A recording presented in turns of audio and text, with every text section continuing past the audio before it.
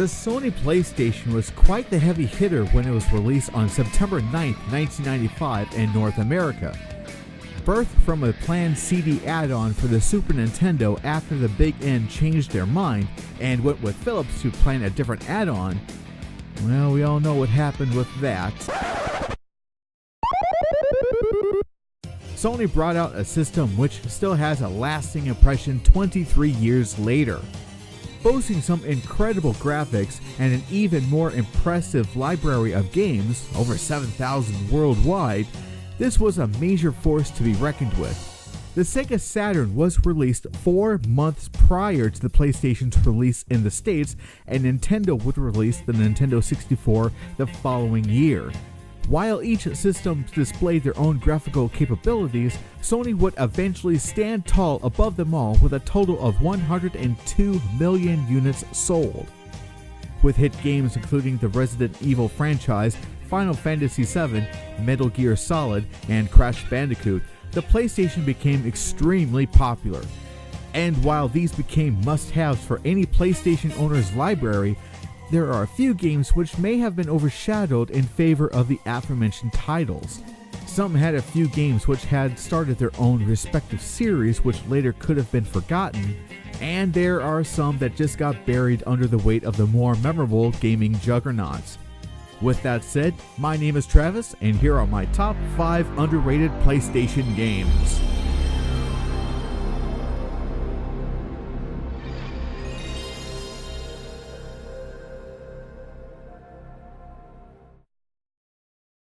Point-and-click games were a popular genre in the PC gaming world. You had games such as Leisure Suit Larry, Full Throttle, and King's Quest, which required you to use your wits to solve puzzles in order to advance the story. Not too many point-and-click games made the perfect transition to home consoles because, let's face it, it was easier to play these games on a computer with a mouse than with a controller. However, the ones released on systems like the PlayStation were rare yet quite enjoyable. Enter Blazing Dragons. Released on October 31st, 1996, which also coincided with the Canadian cartoon series, Blazing Dragons tells the story of Flicker, an inventor whose dream is to become a knight of the square table. King Allfire announces a dragon tournament with the reward of his daughter's hand in marriage. Princess Flame is not happy with being a prize for the winner and tasks Flicker to become a squire so he may enter the tournament and win. Like all point-and-click games, you have to collect items throughout your quest and put them in your inventory for later use should the need arise. As you have figured out, using said items gets you out of the situation you're in, which helps continue the story. Stand back, Flicker. I think you've done it again. It's working. Lo and behold, the automatic dishwasher. Now, how much would you pay for this miracle time saver? Don't answer, because I'm free to leave the castle. Given this is a point-and-click adventure game, you will find some of these ordinary objects, like a bottle of hair tonic for instance, will come in handy so you may obtain another object to use later in the game. The game and television series was created by Monty Python's Terry Jones, Spam, spam, spam, spam, spam, spam, baked beans, spam, spam, spam, and spam. who also voices Trivett the Royal Jester, and a Royal Pain, who is not very good at his job. What are you doing out here? I'm working on a joke for the King's retirement party. What do you think of this one? 2 cows walk into a butcher's shop and ask for... Oh, wait, now that doesn't work. Ho ho, kill me. The voice cast for the game features some of the most popular actors in the industry. These feature the talents of Cheech Marin, Greetings, King Smallfire. Harry Shearer, Jim Cummings, Rob Paulson and Jess Harnell of Animaniacs, and my personal favorite, Jeff Bennett, whose character Sir Loungelot sounds a bit like John Cleese. We must defeat Sir George's men. Gas Flame, establish a defense perimeter. Bernavere, report on troop strength. Blaze, you and I will attack in formation Delta Tango Orange. Or better yet, let's just rush in and torch those buggers. Ask me the questions, Bridgekeeper. I am not afraid. The same actor voiced a character in the animated classic Freakazoid as the character Lord Bravery. Oh, yes, let me get the tea. You forgot the sugar. Most people your age die. Why won't you? Full of laughter and beautifully drawn characters and scenery, Blazing Dragons deserves to be in your gaming library, especially if you're a Monty Python fan, as the game is loaded with humor inspired by the comedy troupe. Pick this up as it's pretty cheap and easily available for both the Sony PlayStation and the Sega Saturn.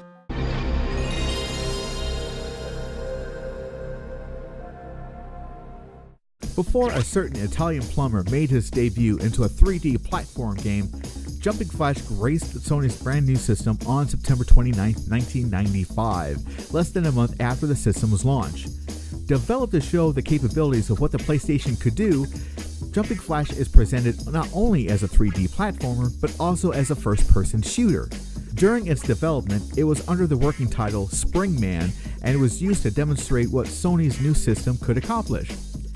The game's protagonist is a robotic rabbit called, what else, Robbit, who is searching for empty jet pods which are scattered throughout the game's levels by the evil Baron Aloha. Robbit must explore each section of Crater Planet to retrieve all the jet pods, stop Baron Aloha, and save the world from total destruction. Along the way, you will encounter many types of baddies who will drop coins as points or secondary weapons. Your primary weapon are laser cannons, which causes considerable damage, where the secondary weapons are more overpowered. Each world is broken up into 3 levels. The first 2 levels has Robbit jumping and firing at those bug-like creatures, as well as collecting different power-ups. Robbit is also tasked with locating 3 empty jet pods before being allowed to exit the level. The 3rd level finds our hero trying to defeat the world's boss. I tend to find the bosses to not pose much of a challenge, but it's still quite exciting. If you have frequented my channel in the past, you'll know I'm a huge sucker for video game soundtracks. The tunes, which were composed by Takeo Miratsu, who also composed the music for the game's sequel. The songs range from poppy to funky. Now, you heard me say there was a sequel. In fact, there are 2 sequels, with the 3rd game being released exclusively in Japan, where it was met with mixed reviews. The reason why Jumping Flash became part of this list is because not too many people talk about this game these days. When technology became more advanced and developers learned how to push the PlayStation to its limits, these titles left more of an impression, thus making Jumping Flash an almost completely forgotten gem in the system's history. Go check this out.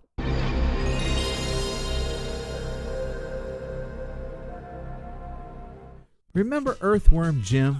Me too! Great game with an equally as awesome sequel. Remember the Neverhood? You don't? Well, that's because it's a point-and-click PC game which did really well upon release. So much so it was released on the PlayStation in Japan under the name Clayman. The Neverhood was supposed to be a new franchise of games where the use of stop-motion animation using clay, or claymation, and slapstick humor to bring the surreal universe to life. The sequel to the Neverhood, which was called Skull Monkeys, was released on January 31st, 1998, and instead of the game being presented as a graphical adventure like its predecessor, it was made into a platformer using stages sculpted from clay. Now, why did I mention Earthworm Jim earlier? Well, Doug TenNapel was the creator of that game as well as the Neverhood and Skull Monkeys. If you were to play both of these games back to back, you would see the zany madcap humor in both. The story picks up where the Neverhood left off. Clog, the first game's antagonist, was banished from the Neverhood. In the opening cutscene, he fell onto the planet of Iznak and persuaded its cranium primates to build a massive weapon to destroy the Neverhood.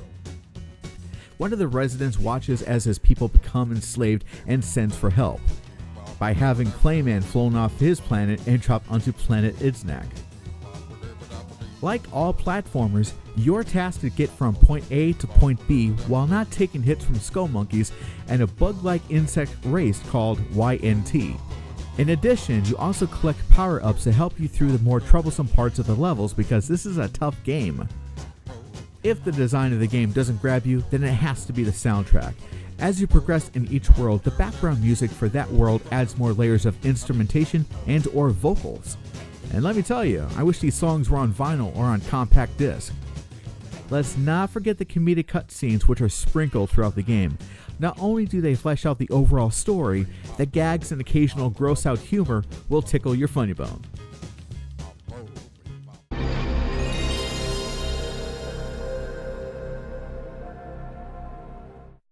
Ah, Namco. How your games have brought such fun imagination to gamers over the years. You've given us games like Pac-Man, Mappy, Galaga, the list goes on and on. Namco has granted such memorable games for over 50 years in the arcade as well as home consoles and computers. Can you imagine how many ports of Pac-Man exist? And I mean seriously, give that some major thought. Anyway, I digress. Japan has been widely known as a country where cute is cool, whereas in Western civilization, we love things with action and aggression. Maybe that's why Klonoa, Door to Phantomile, was not too terribly known here in the States. Don't get me wrong, it got rave reviews and even had a sequel as well as a remake for the Nintendo Wii, which was released in 2009 in the US. So I'm sure you're saying, well Travis, it can't be that underrated if it did well upon its original release, received sequels, and garnered a remake. We'll get to that here in a moment. Originally released in North America on March 10, 1998, Klonoa Door to Phantomile stars an adorable feline who is known as a dream traveler. He goes to various places where dreams are in danger. That kind of reminds me of a certain Nintendo character in a way. Anyway, the goal of the game is to defeat Goss, the Dark Spirit, whose goal is to turn Phantomile into a world of nightmares. The design of the game has a 3D moving polygonal background, whereas the characters on screen are 2D rendered. This style of gaming is more commonly referred to as 2.5D. This platform game runs very smoothly and seamlessly. As Klonoa travels, he can take different paths while collecting Dreamstones, keys, and Phantomile prisoners, just to name a few. A great game which did have a following in Japan, and quite a few games released on multiple systems, including the WonderSwan, Game Boy Advance, and the PlayStation 2, which we actually got the sequel here in the United States. Now let's go back to the comment on Klonoa's popularity. Much like Jumping Flash, Klonoa barely got any exposure with Door to Phantomile. It's a game that did not get ignored as it's still a lot of fun to play today. It's a game series which was more popular among the Japanese culture than in America. When people play video games here in the United States, we seem to gravitate to more mature and violent content such as Medal of Honor or Resident Evil, for instance. Klonoa just happened to be a game franchise that was overshadowed in favor of the aforementioned games. Get a copy and try this game out.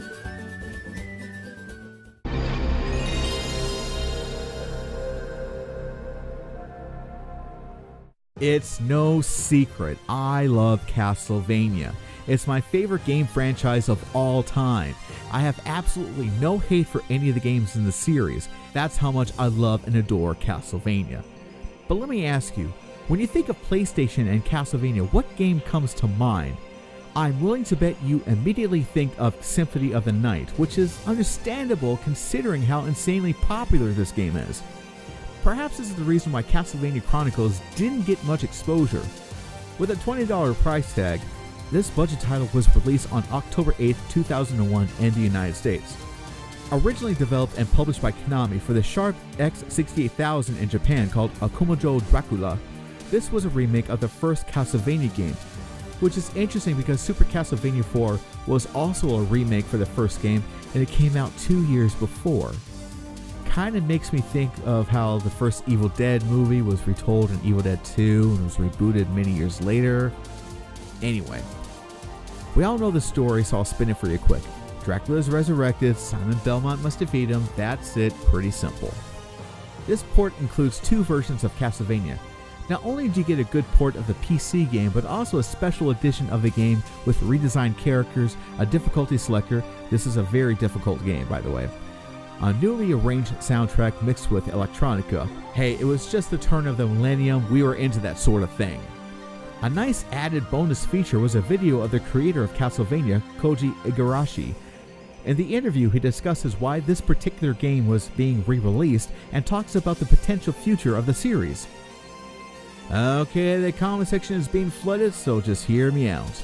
Yes, Castlevania is far from being underrated, but like I've mentioned, this isn't the first game you would think of when you think of the PlayStation, which may have been the reason why this particular game didn't get much attention unless you're a hardcore Castlevania fan like I am. In fact, I had a hard time trying to find a copy of this game when it was released. I had to resort to going on eBay and paying an extra $10 just so I could play it. Unfortunately, like a good portion of the games in the series, the value of this has risen in recent years. Thankfully, you can buy it on the PlayStation Network for about $10. So that's my list of the games that should have gotten more praise than they did. What are some games you think would be considered underrated? Leave your comments down below. I'll see you another time, alright? Bye.